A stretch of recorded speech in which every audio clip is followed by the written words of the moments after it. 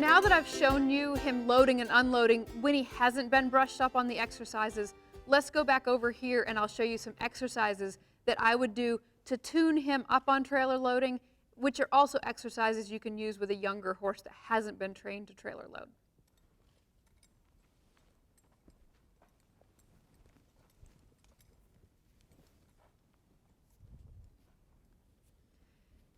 I've already shown you how I have control over moving his shoulders and his hips and sending him forward, but now I'm going to use an obstacle such as a tarp to add another level of excitement. Before I do that, I want to make sure that my horse has emotional control. So one of the other ways that I test my horse's emotional control is that after I've got the physical control over his body, I want to test how he handles pressure. He's a little bit jumpy and a little bit sensitive right now. I can tell because when I move, he's moving around a little bit too much. I almost wish he looked a little bit more dull, a little bit more quiet. So what I'm going to do right now is I'm going to do an exercise that he has done before, and I'm going to start whipping with a little bit of pressure. This is something that we would call emotional control, because what I'm doing is I'm adding pressure to him that is stress. And you can see he's moving around a little bit, trying to jump and figure out what's needed. And so this is what we would call emotional control. He's got the ability to understand that even though there's a lot of energy going on around him, he's not supposed to move.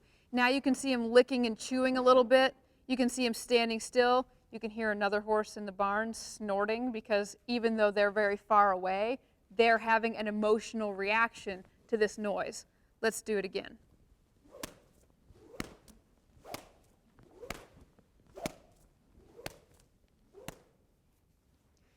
Now, you saw him raise his head a little bit, but he stayed still. He seems to understand that this is not something that's supposed to affect him. I will show you in a different segment how we're going to teach some of that emotional control. But now that we've got some physical control, the ability to move his shoulders, move his hips, and we've tested his emotional control, now we're going to take him and send him up to something else. We're going to send him up to this tarp. This tarp can represent sending him into the trailer because I'm going to follow the same rules that I just was when I was at the trailer. So for example, I could place myself right here, and now I have the ability to send him around me. And so I'm going to ask him to walk over and look at the tarp.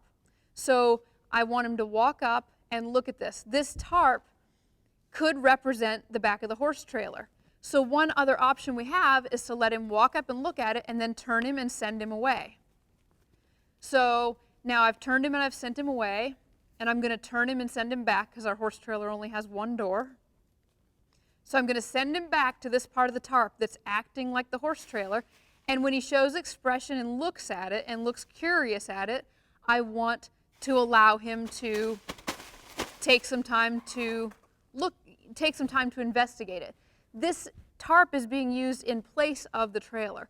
What I want to show you is how many different obstacles we can use that will actually simulate the horse trailer loading experience.